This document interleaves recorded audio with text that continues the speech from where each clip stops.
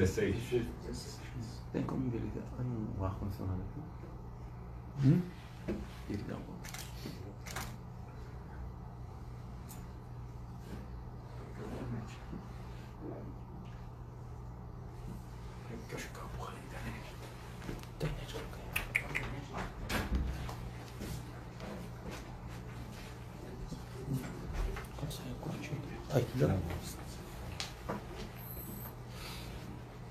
Em Dallas, Texas, Estados Unidos, 19 horas em Brasília, aqui 17 horas.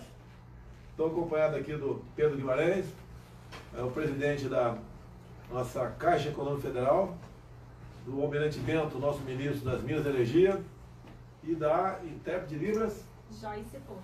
Joyce Porto. Você mora aqui, Joyce? Eu moro aqui em Dallas. Está feliz aqui? Eu estou muito feliz, mas o legal. Brasil é maravilhoso, presidente. Está indo só de férias para o Brasil? Estou indo de férias agora. Mas com toda certeza, o Brasil melhorando, quem sabe, né? Muita gente pode voltar ao Brasil?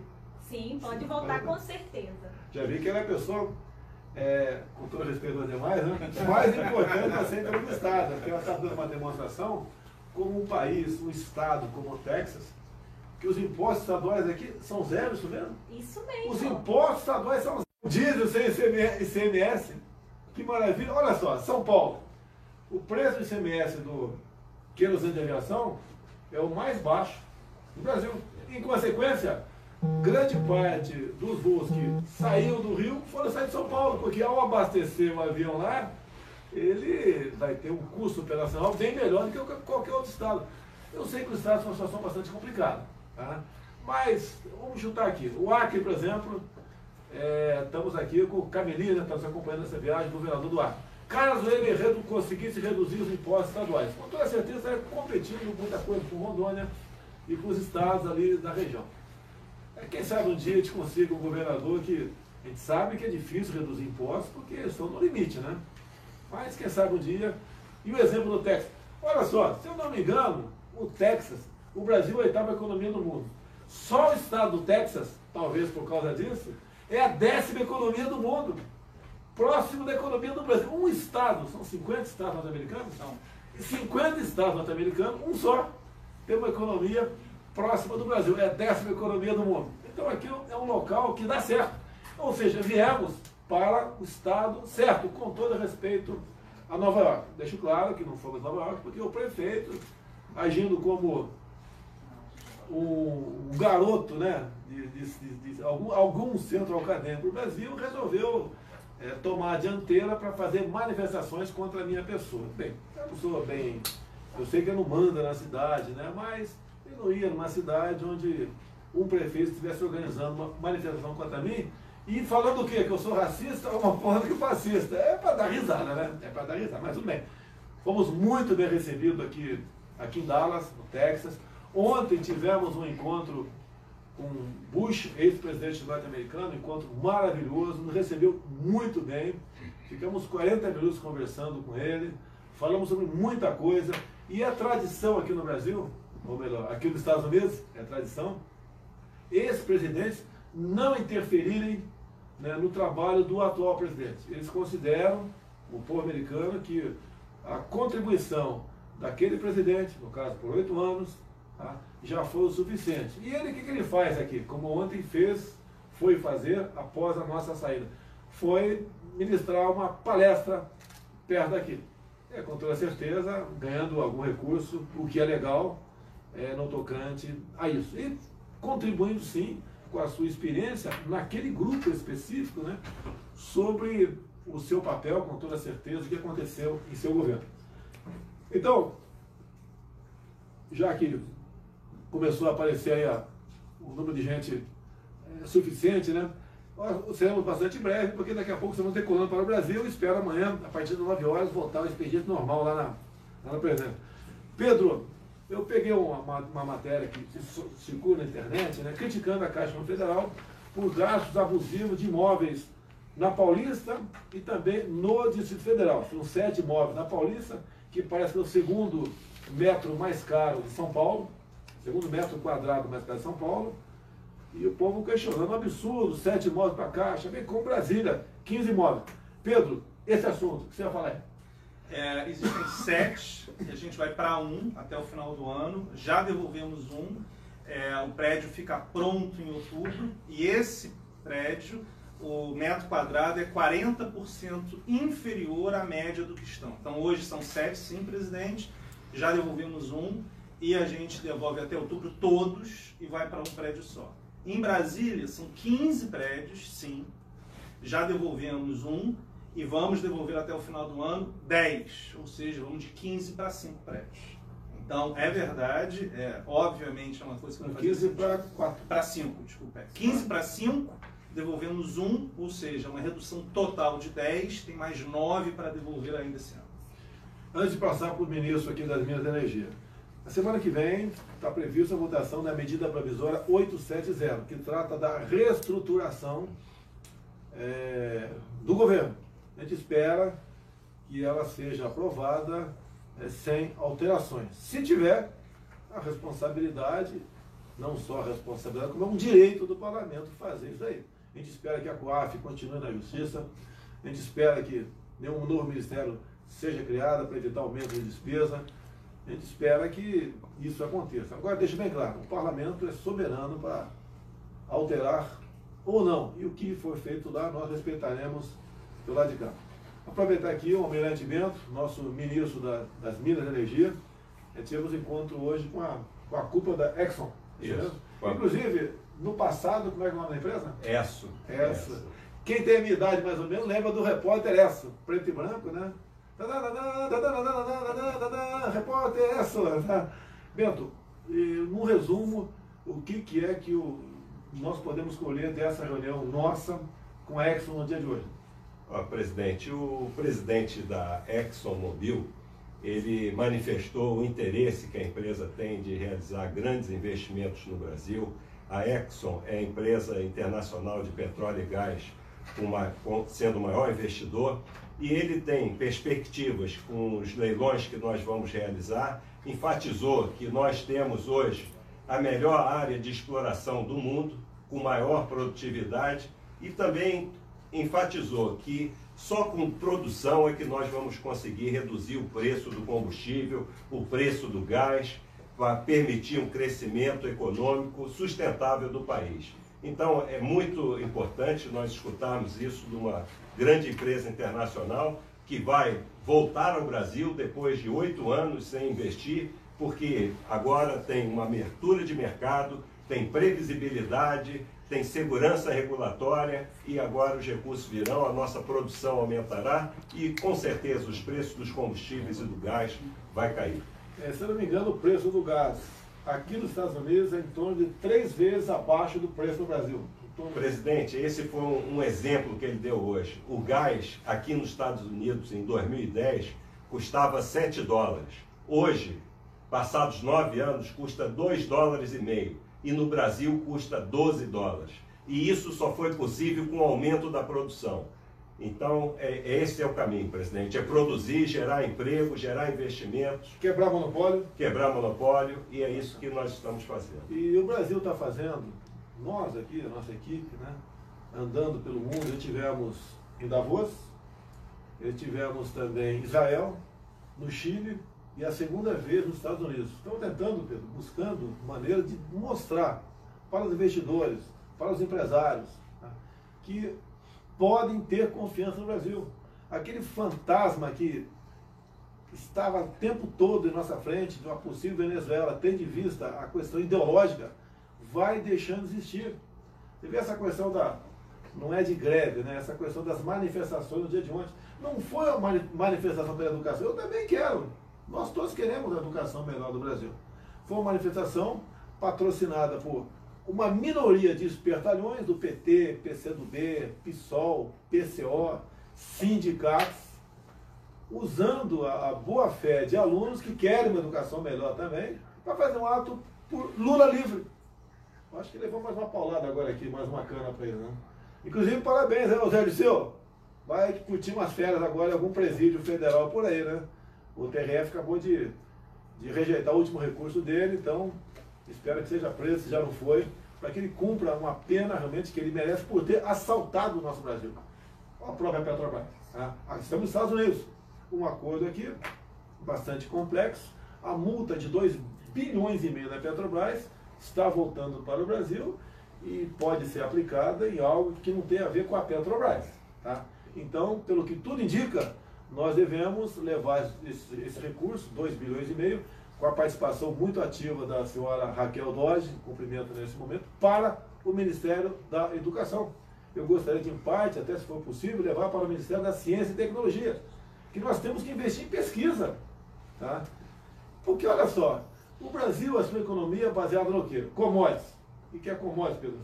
Ajuda a gente. O que é commodities? É a tua área.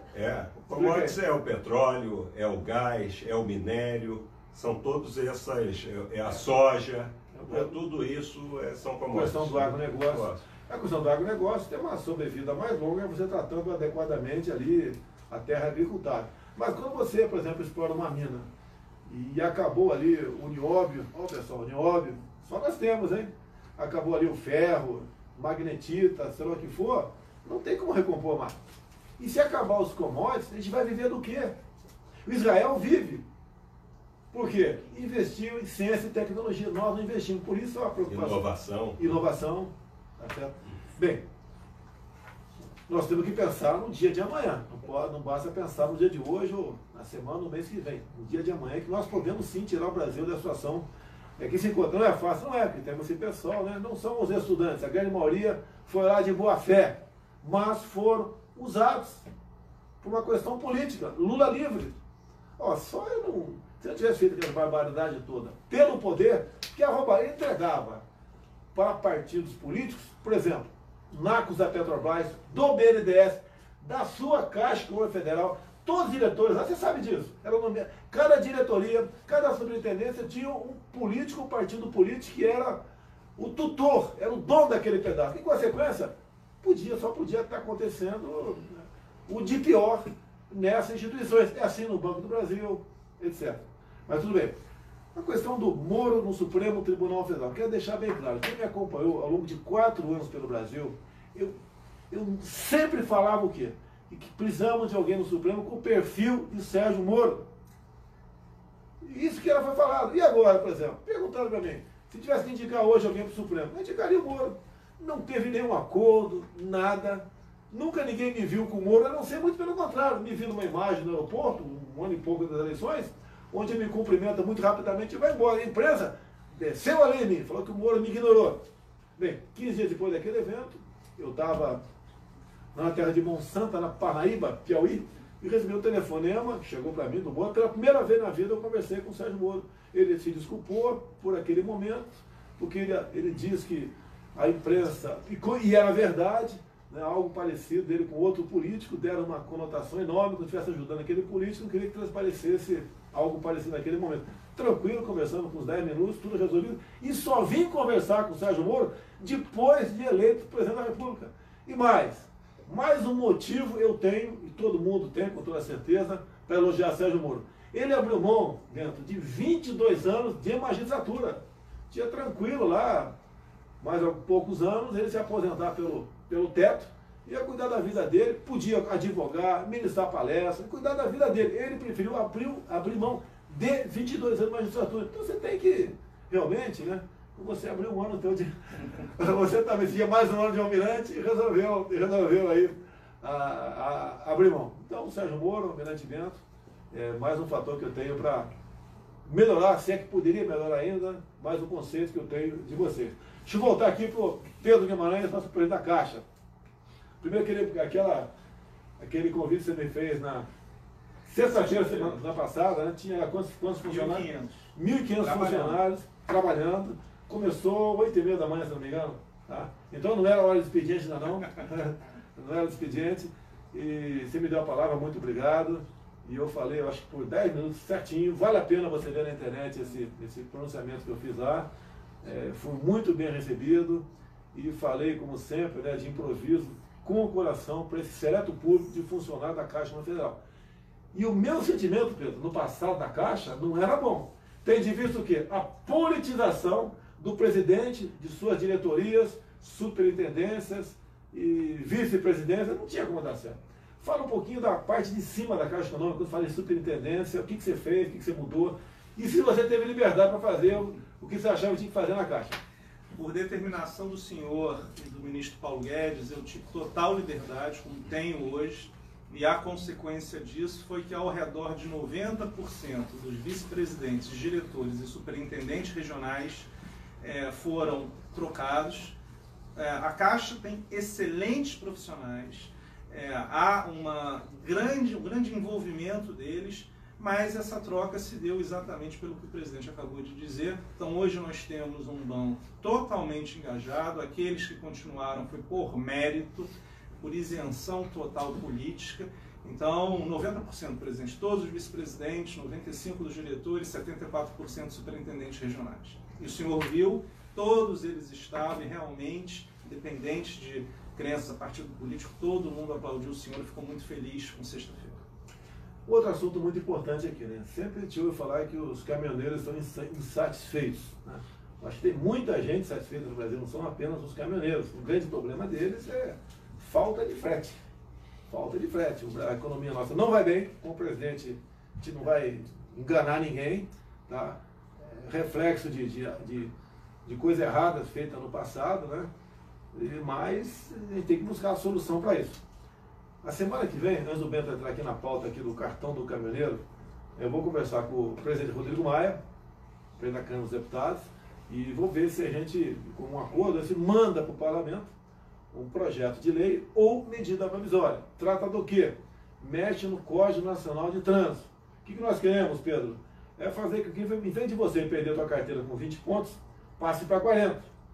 Alguns vão até reclamar, pô, esse cara quer morte no trânsito. Não. Também atende, você motorista, quem mora, por exemplo, em Niterói, que eu conheço bem, não estou criticando Niterói não. O povo mesmo botou placa lá no passado, vocês têm ainda, visite Niterói e ganhe uma multa. Você não tem como não ganhar uma multa indo para Niterói. Se bem que eu não tenho como influenciar nos radares lá dentro de Niterói, depende do município. Os radares, por exemplo, das estradas estaduais, depende do governador. O governador Caiado aqui de Goiás acabou com a multagem eletrônica em rodovias estaduais. E nós fizemos o que com o nosso ministro da infraestrutura, o Tarcísio, né? Não ter mais instalação de novos radares e os contratos que porventura vencerem não renová-los. Mas esse projeto que nós estamos apresentando, ou medida provisória, além de passar para 40 pontos, tá? Nós queremos esticar, né, a validade da Carteira Nacional de Habilitação, passar de 5 para 10 anos. Isso daí, quem tiver qualquer reclamação, achar que vai dar errado, no nosso Facebook, eu leio muita coisa no Facebook, tá certo? E vocês aí podem opinar. Mas o que nós conseguimos tirar da população é que a grande maioria concorda com os 40 pontos, e bem como a validade da carteira de motorista passar de 5 para 10 anos. Outra coisa que pode ser que mude até lá também é o seguinte: eu acho uma coisa mesmo, você não pode ser punido 2 vezes pela mesma infração. Ou você tem a punição pecuniária, o dinheiro, ou você tem o ponto na carteira. Estamos estudando para ver se vamos acabar de vez com a indústria da multa que existe no Brasil. Bento, sobre caminhoneiro, cartão do caminhoneiro, você tem a falar? Pois é, presidente, uma boa notícia é que hoje a Petrobras anunciou que no próximo dia 20 de maio vai iniciar os testes com o cartão do caminhoneiro. Cartão esse que possibilitará mais segurança, facilidade, flexibilidade e garantir o preço do combustível de uma forma de um cartão pré-pago por até 30 dias. E isso, se o preço subir, o caminhoneiro vai ter a garantia do preço do diesel, e se o preço cair, ele pode pegar o dinheiro dele do cartão pré-pago, comprar mais combustível e assim utilizá-lo. Vamos começar agora no dia 20 de maio, como foi dito, nos estados do Paraná, São Paulo e Rio de Janeiro, e a partir de 25 de junho em todo o território nacional. Então, acho que isso é mais uma medida que vai facilitar principalmente o caminhoneiro autônomo, mas também vai ser estendido também para as transportadoras e outras associações que utilizam o caminhão como transporte. O pessoal reclama do preço da gasolina, R$5. E me culpam, atiro, né? Atiro para cima de mim o tempo todo. Olha, o preço do combustível é feito lá pela Petrobras. Ele tem a sua política de preço, leva-se em conta o preço do barril de petróleo lá fora, bem como a variação do dólar. Isso. Tá?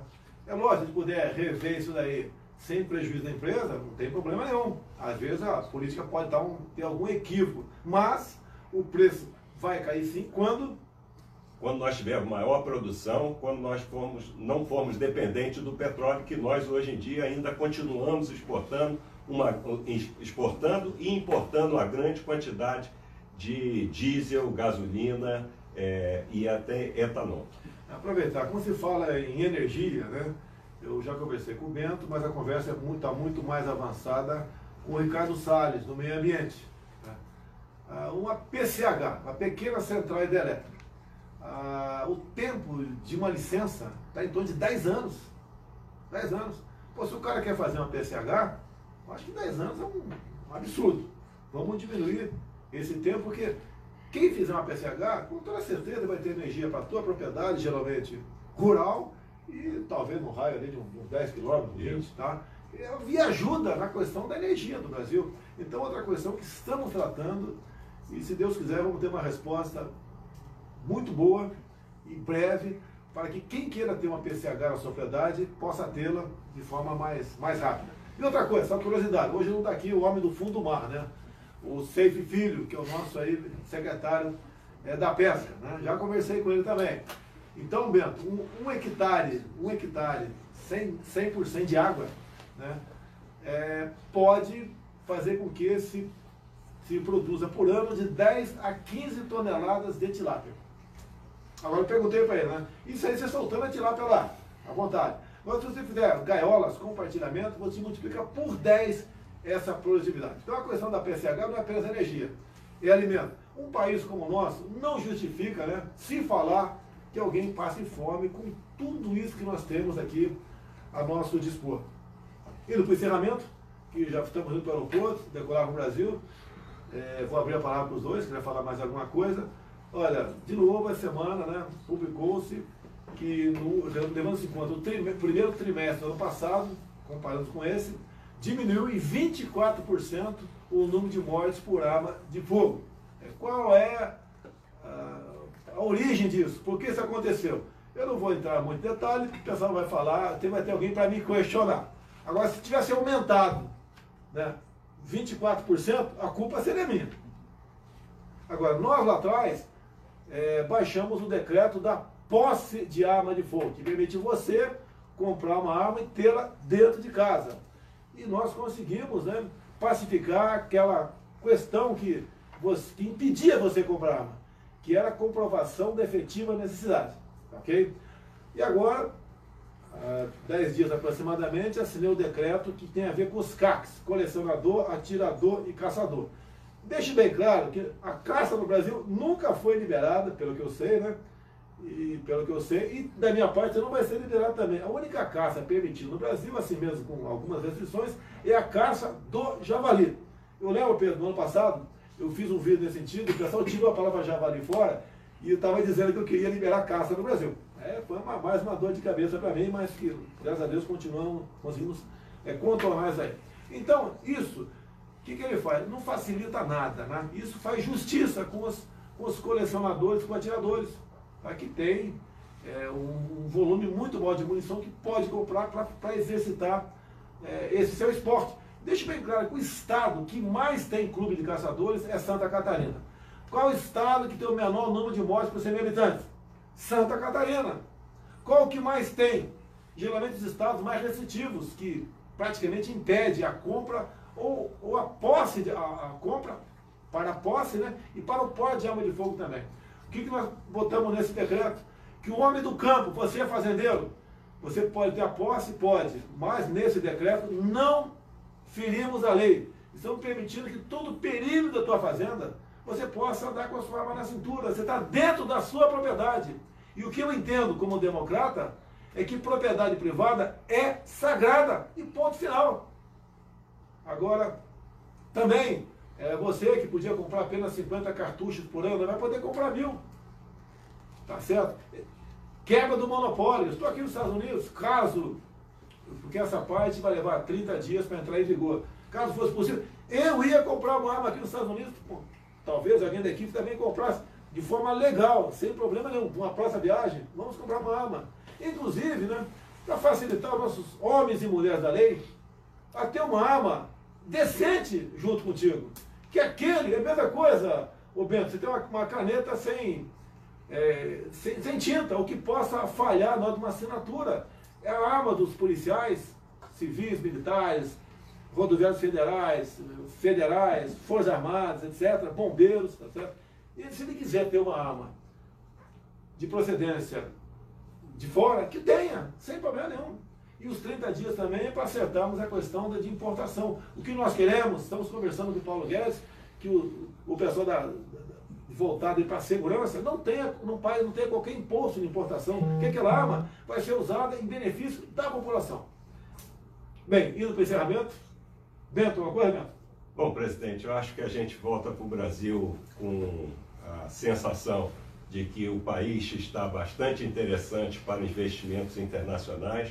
Recebi a confirmação aqui que a delegação americana, fruto da última viagem que o senhor fez aqui ao país, estará agora no dia 23 no Rio de Janeiro, em reunião com o nosso setor de energia e de exploração de petróleo e gás. Então eu acho que foi mais uma viagem bem sucedida e eu volto bastante satisfeito com o que eu escutei aqui e com o que eu pude conversar. Dependemos em muito da reforma da Previdência. É a oportunidade de ouro que nós temos de realmente mostrar para o mundo e para o Brasil também que nós queremos responsabilidade em nossas despesas. Não podemos gastar mais do que arrecadamos. Pedro Guimarães, presidente da Caixa Econômica, alguma coisa a mais? Só um reforço, presidente, como a gente conversou antes, todo financiamento para baixa renda, na questão de habitação continua, o programa Minha Casa Minha Vida, pode ter algum ajuste, mas são ajustes pequenos, Caixa tem mais de 90%, então ele continua, a gente inclusive está terminando obras, começando outras, é só importante reforçar isso. Posso te interrogar um pouquinho? Interrogação, hein? Pode. Você trabalha aqui nos Estados Unidos? Eu trabalho dentro do campus da minha universidade. Tá certo. Aqui tem salário mínimo também? Ou você trabalha por hora, por dia? Como é que é? Eu trabalho por hora. Por hora? Eu trabalho por hora. Você pode dizer quanto você ganha por hora, em dólar, aproximadamente? Poderia ou não? Não. Não poderia. Mas você está satisfeita? Posso falar. Eu estou satisfeita, sim. Se você estivesse trabalhando no Brasil, na mesma função, tu acha que estaria ganhando bem, mais ou menos? Muito menos. Muito menos, né? Muito menos. Lá se fala muito em direito trabalhista. Aqui tem direito trabalhista? Muito pouco. Ou alguns? Alguns. Não vamos entrar em detalhe, tá certo? Para evitar até que a imprensa que está nos ouvindo, né? Escreva coisas aí que não condizem com a realidade. É um país maravilhoso, tem muita coisa boa aqui que, se for possível, nós devemos copiar no Brasil, não só a questão das armas, né? Aqui, quem faz besteira e paga o preço alto. Olha só, você é brasileiro e tem amigos brasileiros aqui, certo? Sim. E tem amigos brasileiros lá no Brasil também. Sim. Por que lá no Brasil, muitas vezes, se comete um crime, né? E aqui no Brasil, e aqui nos Estados Unidos, o brasileiro que está aqui não comete esse crime? Por que isso aí? Olha, presidente, eu acho que é só uma questão do que o governo está fazendo hoje. O governo está fazendo algo pelo brasileiro que o governo de hoje, que em muito tempo a gente não viu. Eu falo para o senhor, presidente, muitos brasileiros aqui, eles falam, Brasil é casa, olha o que o nosso governo está fazendo, a gente quer voltar. Muita gente quer voltar, é um país maravilhoso. Bom, quem tem as praias que nós temos, quem tem Pantanais mato-grossense, Amazônia, litoral, né, nordestino, tanta coisa maravilhosa que a gente fica até pensando, por que no Brasil não tem turismo? Quem sabe no próximo programa a gente possa tratar desse assunto. Pedro Guimarães da Caixa, muito obrigado. Almirante Bento das Minas Energia, muito obrigado. E você é? Joyce Porto. Joyce Porto, muito obrigado. Quem sabe nós viemos ver no Brasil brevemente. Tá ok? Sim, presidente. Olha, pessoal, boa noite. Boa tarde para nós, né? Até amanhã, se Deus quiser.